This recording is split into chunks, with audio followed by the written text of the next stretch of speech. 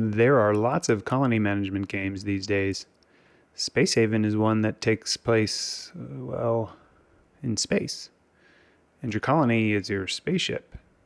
Is it out of this world? Watch on and find out.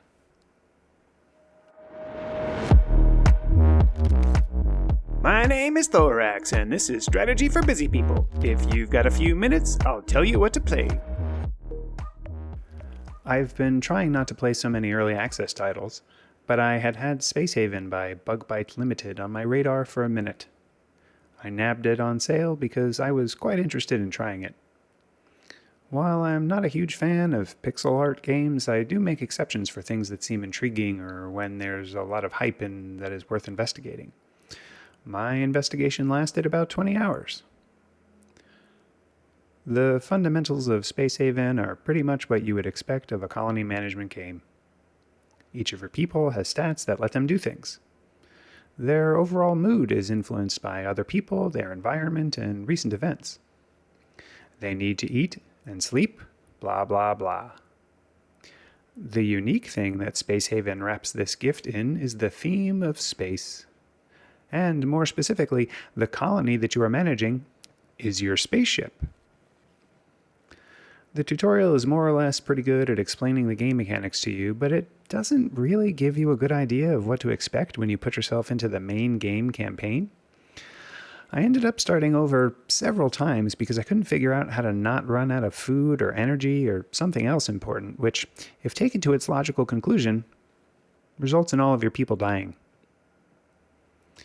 This is the kind of game where you either need to watch some guides or spend some time with the friendly players in the Discord to really figure out how to get going and sustain yourself in the early game. One prime example is that when attempting to go on a longer journey between star systems, you're given quite a stern warning about the dangers of traveling without hypersleep chambers, which you inevitably have not yet researched. So I assumed I really needed those things and circled back only to not have enough stuff in the previous systems to really keep me going. It turns out that the warnings are overblown and the penalty of space sickness is not that great, so the warning can be more or less ignored. And these are the kinds of things that you only learn from either trial and error or from other people telling you them.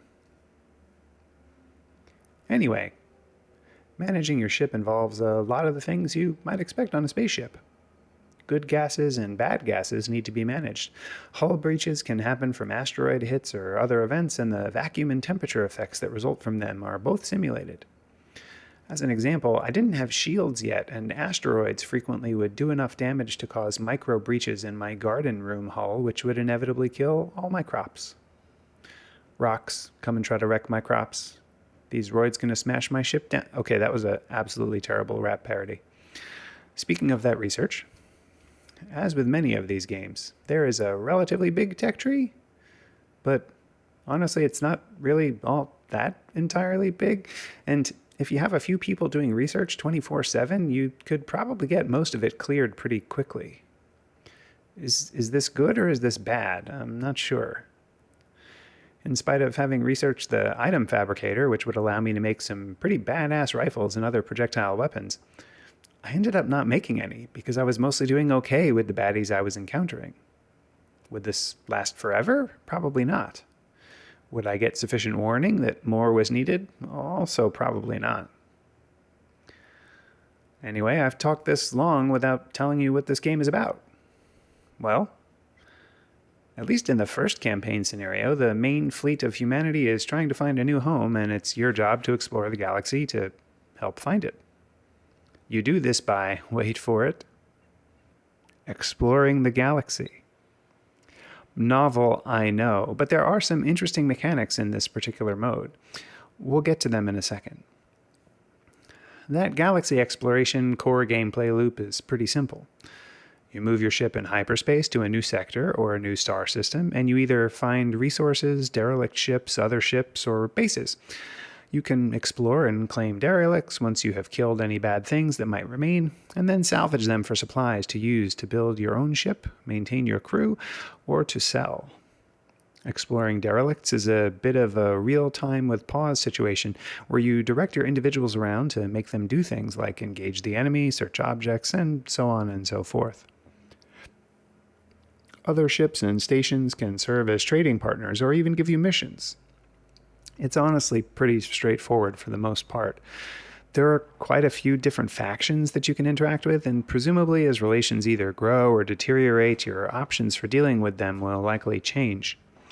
I can only assume that at some point, negative relations with a faction would result in combat when you encounter them. So basically, you fly around, pick up missions, explore stuff, send landing parties, and try not to get your people killed, and then more or less just do all this stuff to try to keep your colony alive. And in the first scenario, I do this while trying to keep the main human fleet going to find its new home. I mean, what else do you expect from a colony management sim? Oh, right. I forgot to talk about the fleet mechanics. So, interestingly, certain missions you do for the fleet or others can reward you with prestige points, which are kind of a currency that you can spend at the fleet store to get things. And one of those things is actually additional crew members. But in other cases, you find crew in hypersleep chambers on derelicts, and you can even caption prisoners and keep slaves. Before I give my final verdict, take a moment to like this video and subscribe to the channel. Don't forget to share it with your friends. Agree with me, disagree with me, or want to see other content? Let me know in the comments below. Want to try this game yourself? Check out my humble affiliate link below. And if you want to support me in making more of these videos, become a patron on Patreon. Your support really makes a difference. The final verdict.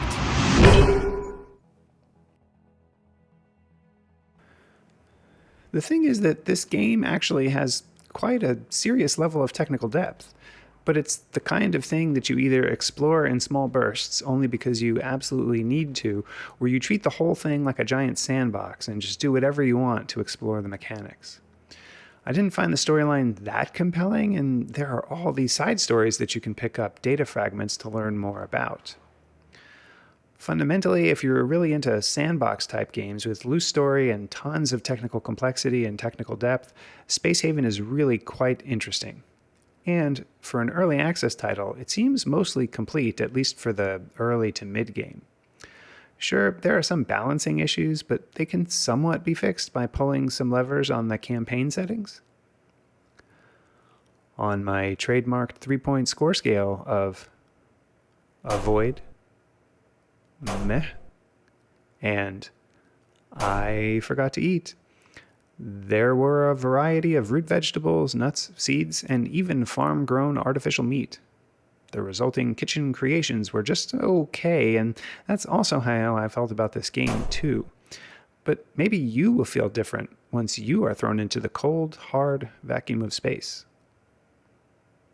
Well, if you are literally thrown into it with no protection, you probably won't feel much of anything. I hope.